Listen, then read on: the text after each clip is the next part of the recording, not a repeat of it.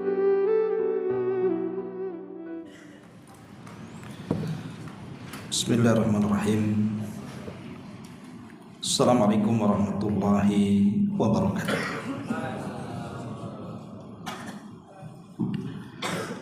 Alhamdulillah wassalatu wassalamu ala Rasulillah wa ala alihi wa sahbihi wa mawalah wa la hawla wa la quwwata illa billahi wa ba'd.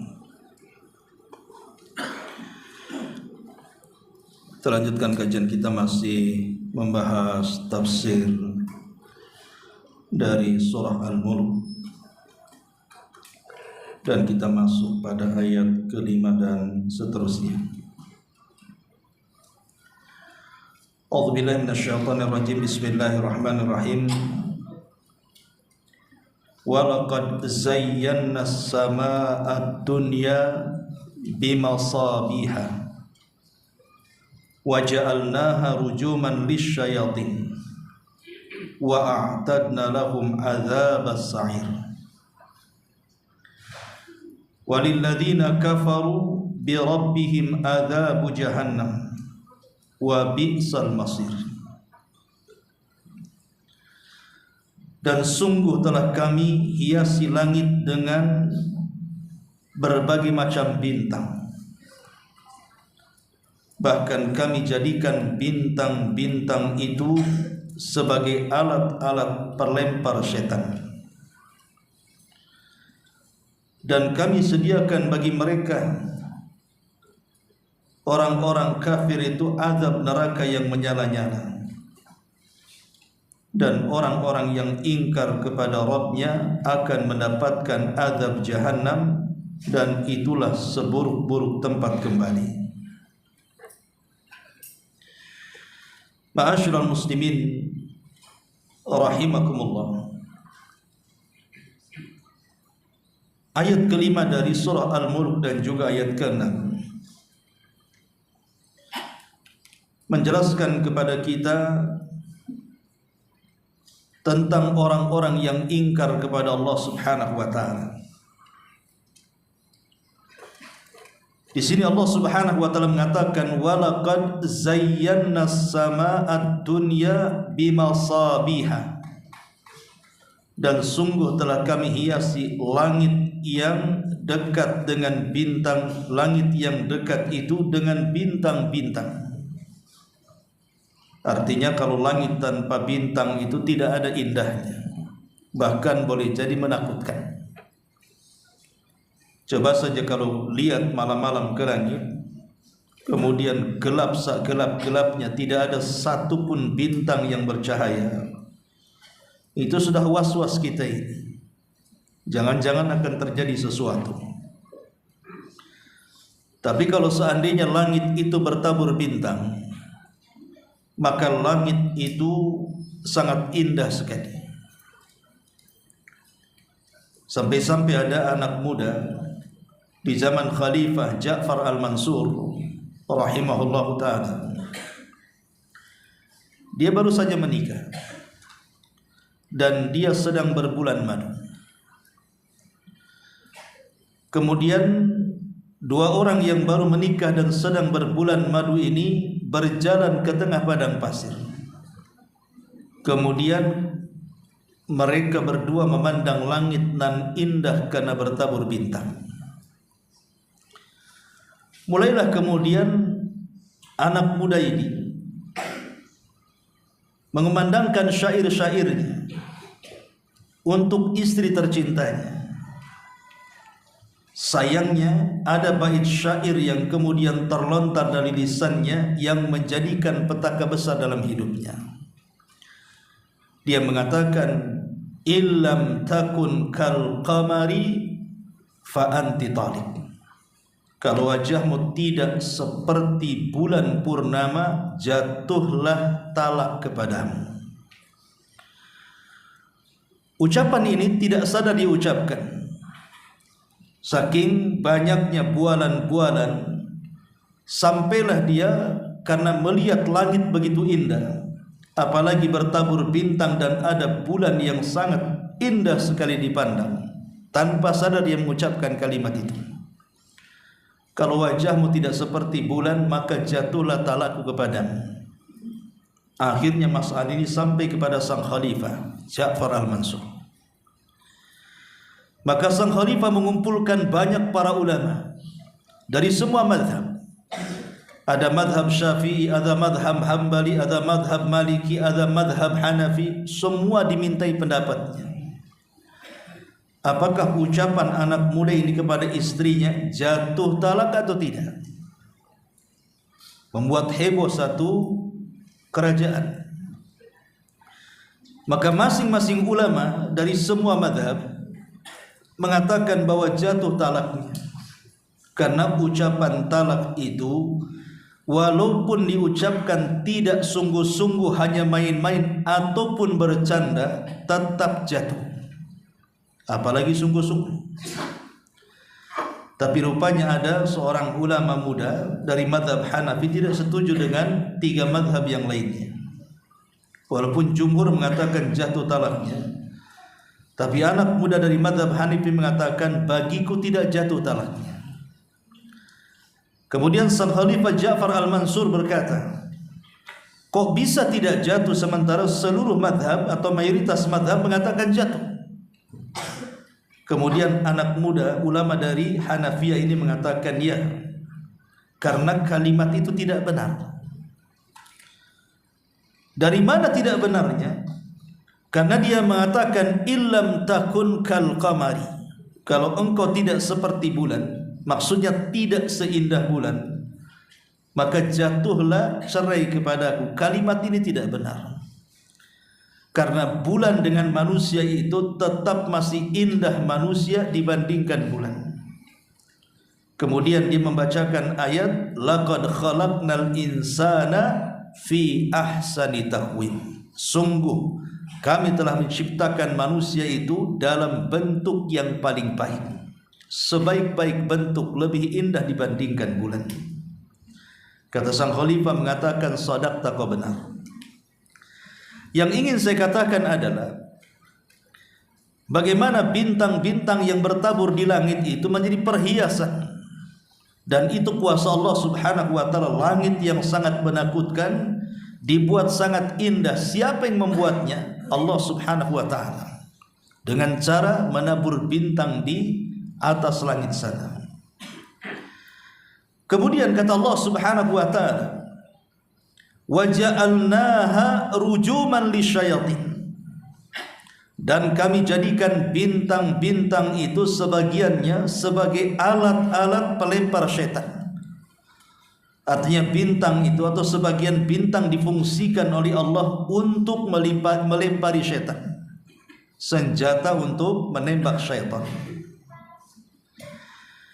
Ma'asyiral muslimin yang dimuliakan Allah azza wa jalla, tertarik dengan kalimat ini, wa ja'alnaha rujuman lisyayatin. Ma'asyiral muslimin wal muslimat rahimani wa rahimakumullah, dahulu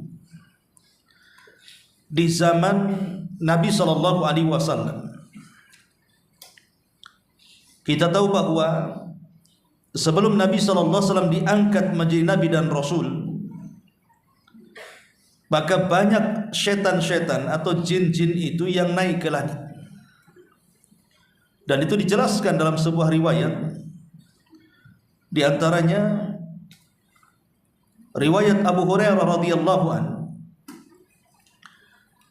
Nabi sallallahu alaihi wasallam mengatakan, "Idza qadallahu al-amra fis sama'i, dhuribatil malaikatu bi ajnihatiha khud'anan liqaulihi ka'annahu silsilatun ala safwan." Ketika Allah subhanahu wa ta'ala menetapkan satu urusannya di langit, maksudnya Allah hendak memerintahkan sebuah wahyu kepada para malaikat, malaikat lantas meletakkan sayapnya dalam rangka ketundukan mereka akan perintah Allah subhanahu wa ta'ala. Kemudian Rasul mengatakan, Allah subhanahu wa ta'ala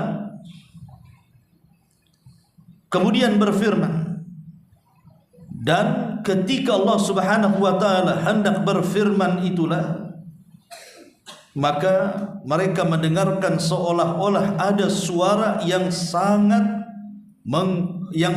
menggetarkan, seperti rantai yang dipukul ke dalam batu. Rantai yang dipukul-pukul ke batu, kemudian mengeluarkan suara yang memekikkan, yang mengakibatkan para malaikat seluruhnya pingsan. Dahsyatnya wahyu. Kemudian kata Nabi SAW, فَإِذَا فُزِّئَ عَنْ قُلُوبِهِمْ قَالُوا مَاذَا قَالَ رَبُّكُمْ. Apabila Allah Subhanahu wa taala sudah selesai mewahyukan, dalam riwayat bahwa ketika malaikat pingsan itu, yang pertama kali siuman adalah Jibril. Kemudian Allah memanggil Jibril. Kemudian Allah memerintahkan kepada Jibril untuk memerintahkan kepada para malaikat di langit dunia untuk melaksanakan tugas di bumi. Setelah Allah selesai mewahyukan kepada Jibril, maka barulah seluruh malaikat di langit siuman. Disinilah kata Nabi, hatta idza atau fa idza fuzia an qulubihim, apabila perasaan takut yang ada di dada-dada malaikat itu sudah hilang. Qalu, mereka mengatakan kepada Jibril, madza qala rabbukum, apa yang difirmankan Rabb kita wahai Jibril? Maka Jibril mengatakan, qala al-haq, kebenaran, wa huwal aliyul kabir, dan dialah zat yang maha tinggi lagi maha besar. Maka setiap Jibril kemudian turun dari lapisan langit ke lapisan langit yang paling rendah, dimulai daripada arsy Allah Subhanahu wa taala. Maka para malaikat penjaga arsy itu, mereka bertanya kepada Jibril, apa yang diwahyukan Allah kepadamu? Maka Jibril mengatakan ini dan itu. Maka semua malaikat di atas arsy dan sekitarnya, mereka bertasbih dan bertakbir. Kemudian Jibril turun ke langit ketujuh. Kemudian para malaikat di langit ketujuh bertanya juga, apa yang difirmankan Allah kepada kita? Maka Jibril mengatakan ini dan itu, artinya kebenaran. Maka semua para malaikat di langit ketujuh semua bertakbir dan bertasbih. Begitu juga pada langit ke-6, langit ke-5, ke-4, ke-3, ke-2, sampai langit dunia yang kita lihat di atas kepala kita itu. Maka para malaikat yang berada di langit kedua, di langit dunia atau langit pertama yang kita lihat, malaikat-malaikat inilah yang akan bertugas ke bumi. Entah sebagian mereka diperintahkan Allah untuk membuat gempa, untuk membuat tsunami, untuk membuat gunung meletus, untuk menyuburkan tanah Sifulan dan Alan, untuk membuat kemakmuran atau mungkin kerusakan, dan begitu seterusnya. Lah saat malaikat Jibril menyampaikan perintah Allah ke langit dunia kepada para malaikat itulah, maka ada jin yang naik ke langit untuk mencuri dengar ngomong apa Jibril kepada para malaikat itu. Maka dijelaskan di sini, fayas ma'uha mustarikus sam'i wa mustarikus sam'i hakadha ba'duhu fawqa ba'din. Wa wasafa Sufyanu bikaffihi fakharrafaha wa baddada baina asabihi. Maka Nabi SAW mengatakan setan-setan itu datang untuk menyadap berita. Kemudian para penyadap berita itu posisinya saling bertumpuk satu dengan yang lainnya, sampai Sufyan Ats-Tsauri menggambarkan dengan memiringkan telapak tangannya dan merenggangkan jari-jarinya seperti ini. Ya, jadi tumpuk-tumpuk, antum tahu panjat pinang? Nah, seperti itu. Jadi Sufyan seperti ini. Jadi jin itu akan terus sampai ke atas seperti orang panjat pinang, makin tinggi makin jauh. Lah jin yang paling atas itu, fayasma'ul kalimata, maka dia berhasil mendengar satu kalimat yang dikatakan oleh Jibril kepada para malaikat sebagai tugas dari Allah di bumi. Fayulqiha ila man tahta, maka jin yang berhasil mendapatkan satu kalimat langsung akan dihabarkan kepada jin yang di bawahnya. Fayulqiha ila man tahtahu thumma yulqiha al-akhar ila man tahtahu, hatta yulqiha ala lisanis sahir awil kahin. Maka jin yang paling bawah akan memberitakan kepada jin yang paling bawah lagi, yang paling bawah kepada yang paling bawah lagi, sampai kepada jin yang ada di bumi. Lah jin yang ada di bumi inilah kemudian menyampaikan kepada para dukun ataupun kepada tukang-tukang sihir. Kemudian kata Rasul, farubbama adraka syihabu qabla an yulqiyaha wa rubbama alqaha qabla an yudrikahu. Kata Nabi SAW, terkadang setan penyadap berita itu terkena api sebelum sempat menyampaikan berita itu. Terkadang pula setan itu bisa menyampaikan berita sebelum terkena api. Maksudnya terkena bintang-bintang, meteor-meteor yang seolah-olah bola api yang menembaki mereka. Fayakdzibu ma'aha mi'atu kadzba. Maka akhirnya pun jin yang paling bawah itu mereka berdusta bersama satu berita yang benar dengan 100 kedustaan. Fayuqalu alaysa qad qala lana yawma kadza wa kadza kadza wa kadza fayusaddiq bitilkal kalimati allati sami'a minas sama. Terkadang kalau ada satu dukun kemudian meramal kok benar, maka boleh jadi yang benar itulah kalimat yang hak dari 100 kedustaan yang disampaikan. Intinya dukun itu pendusta, karena yang benar satu, yang 99 dusta. Kalau boleh saya analogikan seperti ini, kawan. Antum berjejer dari sini sampai ke sana, anggaplah 200 orang. Tidak boleh mendengar satu dengan yang lainnya. Kemudian saya bisikan di telinganya, besok kita pergi ke pasar. Kemudian orang ini mengatakan besok kita pergi ke pasar. Belum tentu sampai yang ujung sana begitu kalimatnya kan. Bisa saja terbalik, besok tak usah ke pasar katanya. Namanya orang dari telinga ke telinga. Pas telinganya waras dia, pas kena budeknya repot kan begitu. Lah itulah kalimat-kalimat itu memang sengaja ditambah-tambahkan jin, karena jin itu untuk menyesatkan Bani Adam. Lah ketika mereka naik ke langit itulah maka mereka akan ditembak oleh meteor-meteor tadi. Makanya kata Rasul, setan-setan penyadap berita itu terkadang terkena api sebelum sempat disampaikan, atau terkadang pula bisa menyampaikan sebelum terkena api. Tapi sekali lagi ini sebelum diutusnya Nabi SAW. Tapi setelah diutusnya Nabi SAW, terutama ketika turun 2 surat yang mengangkat Nabi SAW menjadi Nabi dan Rasul. Pertama 5 ayat pertama suratul Alaq mengangkat beliau menjadi Nabi, dan 50 ayat pertama surah Al-Mudaththir mengangkat beliau menjadi Rasul, sehingga diistilahkan oleh ulama sejarah nubbi'a bil alaqi wa ursila bil mudaththiri. Turun SK kenabian dengan turunnya surah Al-Alaq, dan turun SK kerasulan dengan turunnya surah Al-Mudaththir.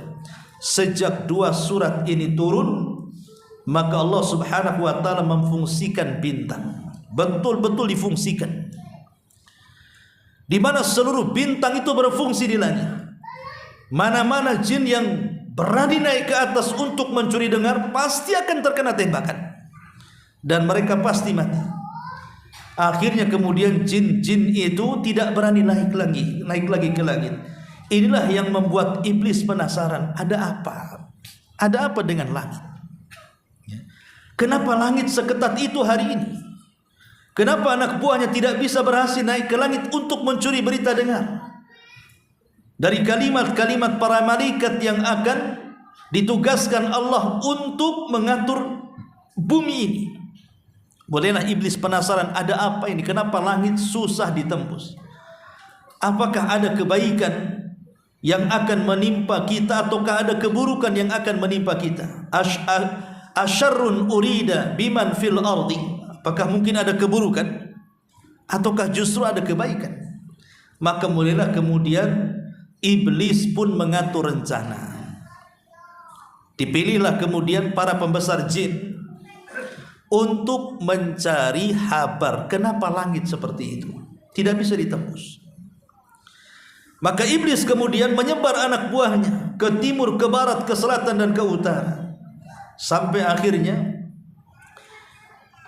ada 7 atau 8 atau 9 jin dari jin Nusaybin. Namanya jin Nusaybin. Jin Nusaybin ini kebetulan dia sedang mencari kabar berita tentang tidak bisanya langit ditembus. Rupanya jin Nusaybin ini nyasar ke Nakhlah. Nakhlah itu kebun kurma. Lah kebetulan Nabi SAW dan para sahabatnya sedang beristirahat di Nakhlah. Ada yang mengatakan di Tihamah, wallahu a'lam. Lah kebetulan ketika itu Nabi SAW sedang melaksanakan sholat subuh. Maka jin Nusaybin ini tiba-tiba tertarik dengan bacaan Nabi SAW di sholat subuh itu. Akhirnya mereka pun beriman kepada Allah Subhanahu wa ta'ala. Siapa jin Nusaybin ini? Berapa jumlah? Dari mana asalnya? Ma'asyiral muslimin yang dimuliakan Allah Subhanahu wa ta'ala, ada yang mengatakan bahwa jin Nusaybin ini menurut para ulama jumlahnya berkisar antara 7 sampai 9 jin. Maksudnya yang berjumpa dengan Nabi SAW kemudian mendengarkan bacaan Quran.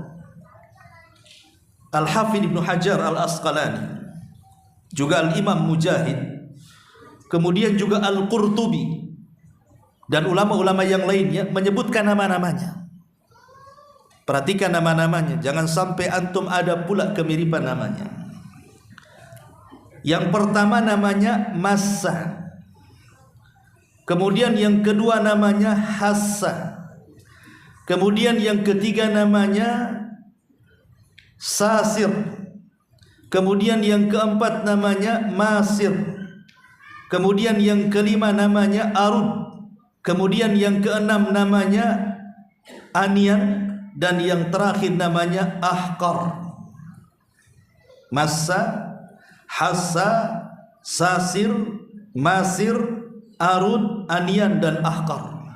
Itulah 7 jin yang disebut dengan Nusaybin tadi. Ada yang mengatakan bahwa Nusaybin itu satu kabilah yang berada di negeri Syam. Ada yang mengatakan Nusaybin itu satu kabilah yang ada di negeri Irak. Bahkan Imam Ibnu Hajar Al-Asqalani mengatakan boleh jadi Nusaybin ini kabilah yang berada di tengah-tengah antara Syam dan Irak. Ada juga di Nainawa tempat Nabi Yunus. Tapi mayoritas para ulama menguatkan bahwa Nusaybin itu berasal dari negeri Yaman. Jadi jin-jin itu berasal dari kabilah Yaman namanya Nusaybin. 7 jin tadi itu, Massa, Hassa, Sasir, Masir, Arun, Anian dan Ahqar itu. Lah kebetulan 7 jin dari Nusaybin Yaman ini lewat di Nakhlah tadi, tempat Nabi SAW dan para sahabatnya sedang beristirahat. Tiba-tiba kemudian Nabi SAW ketika sholat subuh dia membaca ayat cukup panjang. Lah jin-jin Nusaybin itu datang ke kebun Nakhlah itu, tiba-tiba mendengar suara Nabi SAW sedang membaca suratul Thaha. Apa yang terjadi? Subhanallah. Sekali dengar, mereka langsung beriman. Bahkan sebagian mereka sampai bersumpah dan mengatakan, wallahi ma hala bainakum wa baina khairi wa baina khabaris sama illa min amrin hadatsin. Demi Allah, boleh jadi apa yang menghalangi kita dengan kabar langit sehingga kita tidak bisa menembusnya, jangan-jangan masalah ini, masalah turunnya Al-Quran. Karena kenapa hikmahnya Allah Subhanahu wa ta'ala jaga langit sehingga memfungsikan bintang supaya melempar jin-jin dan setan yang hendak mencuri kabar langit itu, supaya jangan tercampur antara wahyu Allah dengan ucapan tukang-tukang ramal, ucapan-ucapan sihir. supaya jangan tercampur baur. Makanya Allah jaga dengan diutusnya Nabi SAW. Makanya mereka mengatakan, jangan-jangan ini masalahnya. Kenapa kami tidak bisa menembus langit? Karena 7 jin Nusaib ini semua para pembesar jin, Sadatul Jin. Mereka para pembesar jin. Sehingga mereka langsung bisa menyimpulkan, oh gara-gara ini mungkin kita tidak bisa menembus habar langit lagi, tidak bisa menyadap lagi apa yang dikatakan para malaikat di atas. Akhirnya mereka pun ketika mendengar ayat yang dibacakan Nabi SAW, tersentuhlah hati mereka. Dan mereka pun beriman kepada Allah Subhanahu wa ta'ala. Subhanallah. Inilah 7 jin pertama yang menjadi sahabat Nabi SAW dari kalangan jin.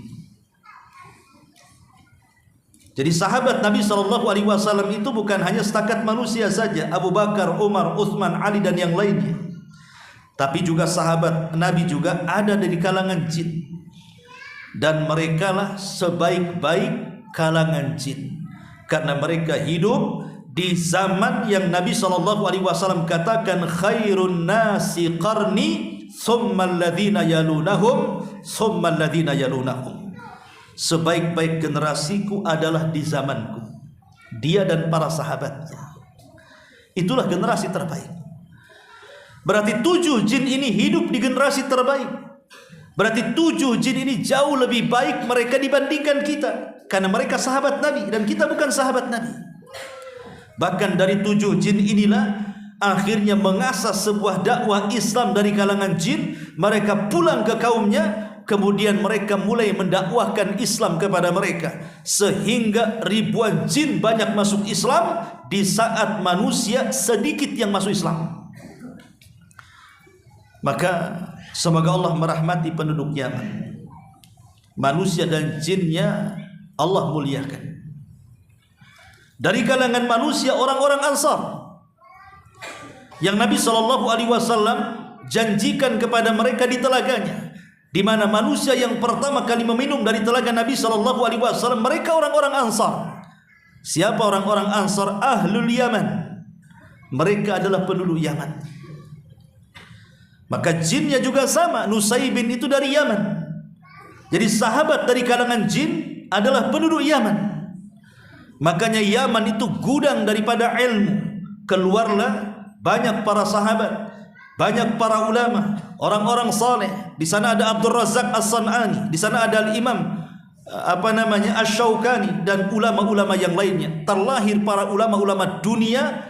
Wajar karena Rasul mengatakan al-ilmu al-yamani wal iman al-yamani. Ilmu itu ada di Yaman dan iman juga ada di Yaman, termasuk keberkahan juga ada di Yaman.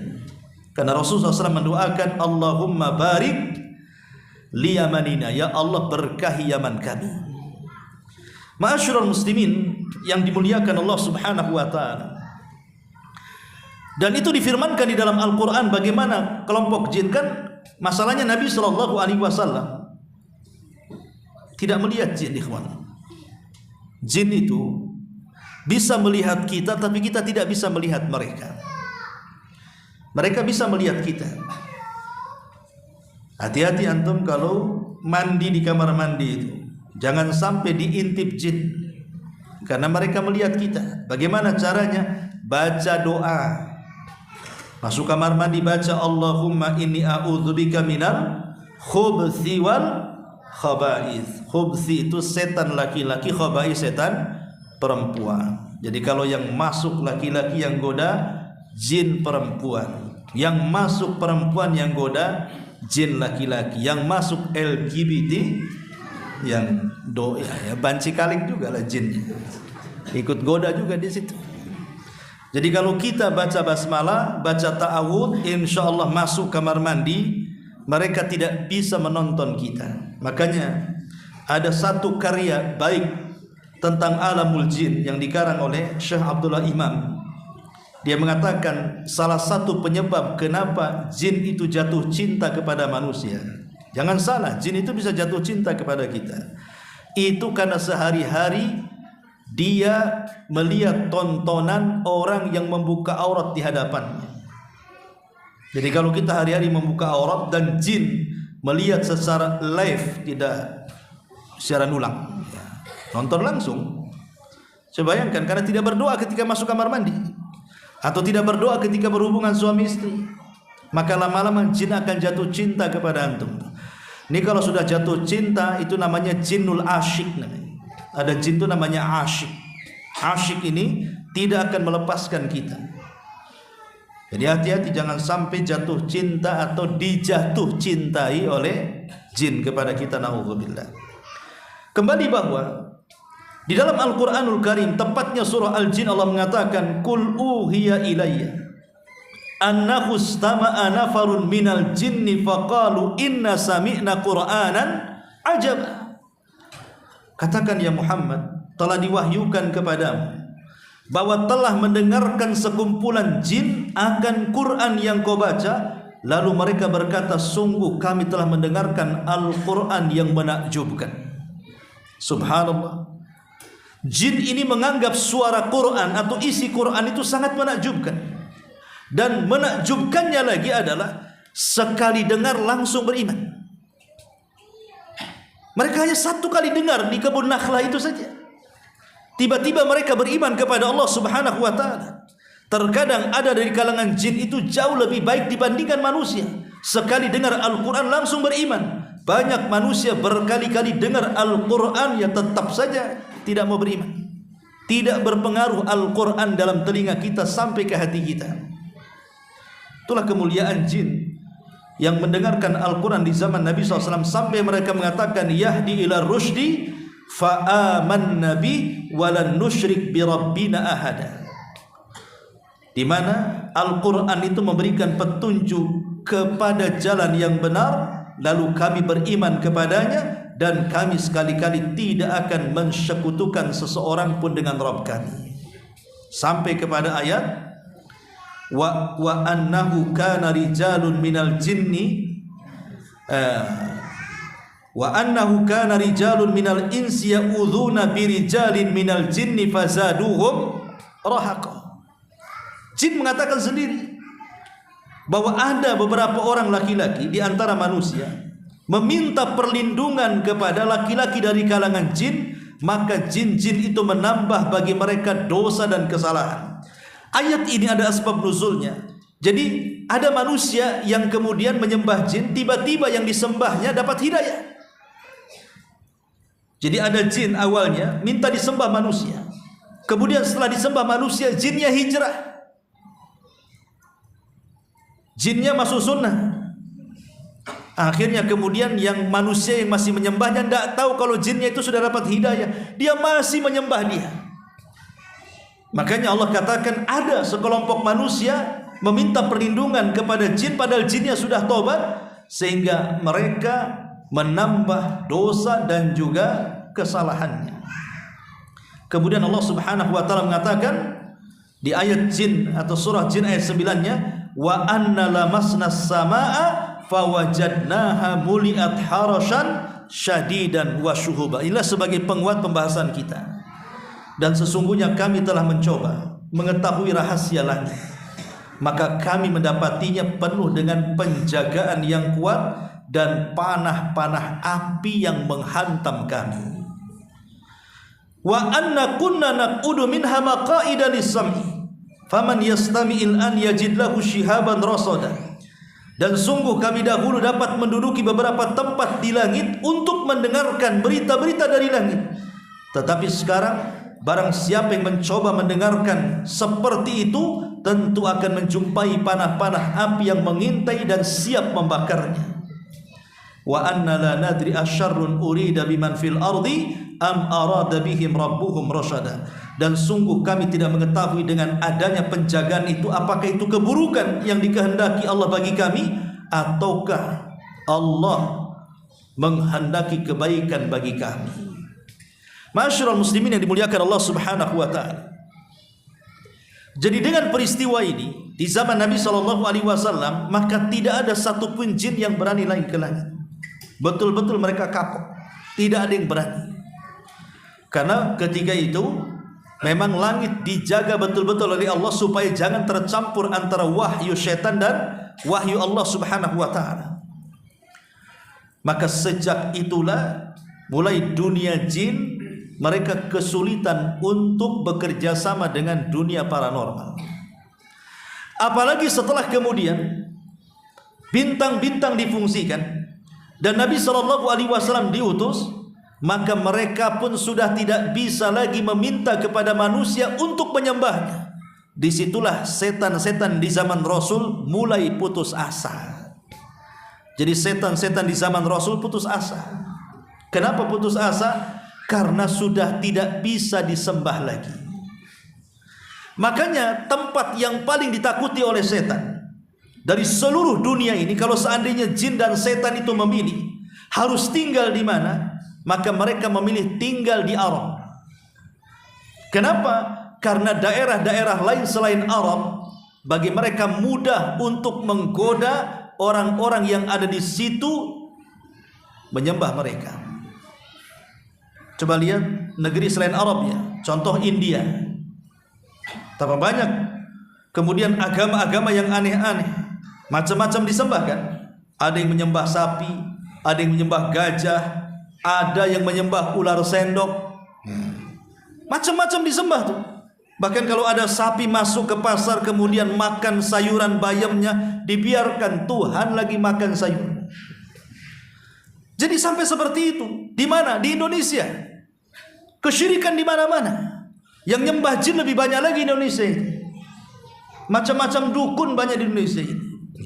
Makanya bagi daerah-daerah lain, bagi jin dan setan itu, bagi iblis mudah untuk mereka menyembah dirinya dan anak buahnya. Tapi Jazirah Arab itu negeri yang paling sulit, di mana penghuninya disuruh menyembah setan, iblis, jin itu susah.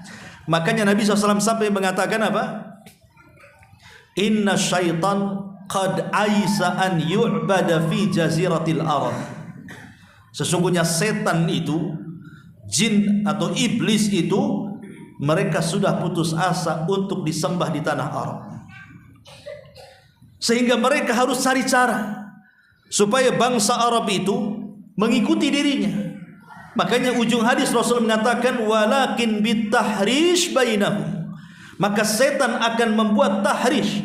Bagaimana orang-orang Arab itu akan bermusuhan satu dengan yang lainnya. Dan permusuhan orang Arab, lihat hari ini luar biasa. Tidak ada permusuhan yang sekejam permusuhan orang Arab dibandingkan non-Arab. Lihat di negeri kita. Di Indonesia ini banyak suku, macam-macam suku, ada Padangnya, ada Bataknya, ada Jawanya, ada Sundanya, ada Alornya, macam-macam suku di Indonesia ini. Alhamdulillah, kita damai-damai saja di sini. Tidak berperang seperti perangnya orang-orang Arab sana kan. Lihat di Arab hari ini, mereka saling berperang, mengacungkan senjata. Kenapa? Ditulah keberhasilan syaitan. Memang syaitan tidak bisa menjadikan orang Arab itu menyembah mereka seperti daerah-daerah lainnya di dunia ini. Karena mereka sejak diutusnya Nabi SAW sampai hari ini tauhid mereka kuat. Tapi ketika mereka melihat ada celah kelemahan orang Arab dengan cara apa? Tahrish, dibuatnya perpecahan. Makanya kalau seandainya terjadi perpecahan, maka perpecahan itu ibadatus syaitan. Itulah ibadah kita kepada syaitan dengan memunculkan perpecahan. Akhirnya apa? Satu dengan yang lain musuhan kan, gara-gara perpecahan itu. Satu yayasan akhirnya musuhan, satu masjid musuhan, satu organisasi musuhan, satu partai musuhan. Ya. Disitulah kemudian kelemahannya. Kita ini mudah dihasut oleh syaitan. Ma'asyiral muslimin yang dimuliakan Allah Azza wa Jalla. Lah ketika kemudian balik kepada jin-jin di zaman Nabi SAW, setelah mereka dapat hidayah, apa yang terjadi? Maka Allah Subhanahu wa taala firmankan dalam surah Al-Ahqaf 29, wa id sarafna ilaika nafara minal jinni yastami'unal Qur'an falamma hadaruhu qalu ansitu falamma qudiya wallaw ila qaumihim munzirin. Dan ingatlah ketika kami hadapkan segerombolan jin kepada wahai Muhammad yang mendengarkan Al-Quran. Maka tatkala mereka menghadiri pembacaan, lalu mereka berkata kepada kawannya, dengarkan, dengarkan. Ada orang yang baca Quran, dengarkan. Subhanallah. Mereka penuh dengan Quran. Tapi hari ini orang baca Quran ramean, biasa aja. Kadang-kadang jin lebih pandai, lebih paham pula dibandingkan kita. Apa yang terjadi? Maka jin-jin mengatakan kepada yang lainnya, diamlah kalian, dengarkan Quran itu. Ketika pembacaan telah selesai, mereka pun masuk Islam. Mereka pun kembali kepada kaumnya untuk memberikan peringatan. Sekali dengar Quran langsung dapat hidayah. Luar biasa. Ya, karena Quran itu adalah kalamullah, ucapan Allah atau firman Allah subhanahu wa ta'ala. Dan saya pikir kalau orang baca Quran itu setan lari, rupanya manusia jauh lebih lari dibandingkan setan saat mendengar Al-Quran. Tak percaya? Coba antum santri-santri itu main-main tuh, ada preman lagi duduk-duduk tuh, baca Quran di situ. Apa nggak dipukul botol antum? Ya, salah tempat. Ini bukan masjid katanya. Atau ibu-ibu yang sedang gibah tuh, ibu ya. Jadi umpamanya kalau ibu-ibu tetangga ini sedang gibah-gibah, Bu, ambil Quran, baca Al-Baqarah di sampingnya. Kira-kira responnya ibu-ibu yang lainnya cemana? Apa nggak mendelik tuh? Apalah, belum Jumatan katanya, belum hari Jumat, kira mau yasinan. Masyarul muslimin yang dimuliakan Allah Azza wa Jalla. Jadi kadang-kadang jin ini lebih berpetunjuk dibandingkan manusia. Dia lezat ketika mendengar Quran, kita pula manusia tidak lezat mendengar Quran. Ya, karena sudah ada musik sebagai pengganti. Kadang kita lebih senang dengan mendengarkan musik dibandingkan mendengarkan Al-Quran. Kemudian Allah mengatakan, qalu ya qaumana inna sami'na kitaban unzila min ba'di Musa musaddiqan lima baina yadayhi yahdi ilal haq wa ila tariqin mustaqim. Salah seorang dari 7 jin itu datang kepada kaumnya, kemudian mengatakan, hai kaum kami, sesungguhnya kami telah mendengarkan Al-Quran yang telah diturunkan sesudah Musa, yang membenarkan kitab-kitab sebelumnya, lagi memimpin kepada kebenaran dan kepada jalan yang lurus. Ya qaumana ajibu da'iyallah, wahai kaum kami, terimalah seruan orang-orang yang menyeru kepada Allah, wa aminu bih, dan berimanlah. Akhirnya ribuan jin banyak yang beriman. Disebutkan ikhwatul fillah muliakan Allah subhanahu wa ta'ala dalam sebuah riwayat, disebutkan riwayat Ahmad, Muslim dan Tirmidzi dari sahabat Ibnu Mas'ud radhiyallahu anhu. Jadi dalam riwayat ini Abdullah bin Mas'ud radhiyallahu anhu berkata, apakah ada di antara kalian yang ikut bersama Rasul? Maka orang-orang mengatakan tidak. Ketika itu kan Rasul bersama para sahabat, tiba-tiba malam itu Rasul hilang masalahnya. Jadi sahabat khawatir, kemana Nabi? Kok nggak ada bersama kami malam-malam lagi? Apa Rasul diculik jin atau apa kan begitu. Jadi mereka khawatir. Kemudian malam itu mereka mencari Nabi SAW ke sana kemari, tidak ketemu. Rupanya malam mereka mencari Nabi, pagi Rasul baru nampak. Rupanya Nabi SAW datang dari arah Gua Hiro, gua yang turun wahyu di situ. Kemudian para sahabat pun, kata Abdullah bin Mas'ud, kami langsung menyambut Nabi SAW, kemudian bertanya, ya Rasulullah, kami semalam kehilangan kamu, kami takut engkau dibawa jin, kata. Dari sini menunjukkan apa? Bisa saja jin itu membawa manusia, karena sahabat mengatakan seperti itu kan. Jangan-jangan engkau dibawa jin, hati-hati. Ya, dulu kan ada cerita tuh, orang tidur di mana tahu-tahu hilang katanya, tahu-tahu ada di musola. Katanya dibawa jin, dimasukkan ke dalam beduk katanya. Zaman dulu itu cerita-cerita. Maka bisa saja jin itu membawa-bawa. Makanya ibu-ibu ya, kalau ibu punya celengan, kok pas dibuka udah setahun hilang, itu dibawa jin tuh duitnya tuh. Jinnya itu tidak jauh-jauh dari ibu tuh. Itu berambut hitam jinnya itu. Oke lah kalau nggak ngaku satu rumah ya mungkin jin betul. Jin kan bisa bawa, bisa saja nih membawa apapun jin itu. Jangankan kita yang dibawa, istana Ratu Balqis loh bisa tuh dipindah. Sebelum Sulaiman itu jin mengatakan, Ibrit mengatakan, sebelum kau berdiri katanya, itu kerajaan Balqis sudah ada di hadapan. Bayangkan kalau satu istana bisa dibawa, apalagi antum pula. Makanya anak-anak santri ini, Ya, kalau tidur wudu nanti dibawa jin pula. Jadi jawaban Nabi SAW ketika ditanya dari mana semalam, maka Rasul mengatakan atani da'il jin fadhahabtu ma'ahu faqara'tu alaihimul Qur'an. Ada seseorang dari kalangan jin, tentu malaikat Jibril yang beritahu, ya, yang mendatangiku, aku pun pergi bersamanya dan aku membacakan Quran kepada mereka. Ibnu Mas'ud melanjutkan ceritanya. Kemudian Nabi SAW pergi bersama kami. Kami pun melihat bekas mereka dan bekas api mereka. Dan mereka meminta bekal hidup. Lalu Nabi SAW bersabda, lakum likulli admin dzukira smullahi alaihi yaqau fi aidikum wafar ma yakunu lahman wa kullu ba'ratin alfun lidabatikum. Kata Nabi SAW ketika mereka minta bekal kepada Rasul kalangan jin itu, maka Rasul mengatakan pada setiap tulang hewan yang disembelih secara syar'i akan berisi penuh daging di tangan kalian, dan setiap kotoran hewan ternak menjadi makanan binatang-binatang kalian wahai kalangan jin. Artinya begini, jadi kalau kita ini habis makan sop tulang umpamanya, antum makan sop tulang, kemudian antum baca basmalah ketika membuang tulang itu, membuang tulang ke tong sampah, antum baca basmalah, bismillah, ya, maka daging-daging yang sudah antum makan itu akan kembali kepada tulang itu, kemudian akan dimakan oleh saudara kita dari jin, dan itu bentuk sedekah kita kepada jin. Ketika membuang tulang-tulang yang kita makan, jangan lupa baca basmalah, ya. Ustadz, saya sudah coba baca basmalah, tak nampak daging-dagingnya, tetap aja tulang katanya. Kalau nampak itu ambil lagi. Maksudnya ya ini kan, maksudnya tulang dari kalangan jin-jin yang tahu, ya kan, sudah antum makan, masa antum mau ambil lagi? Makanya kemudian dibuat tidak nampak, jin lah yang tampak. Tapi subhanallah, ada manusia paling bakhil, bakhil-bakhilnya manusia.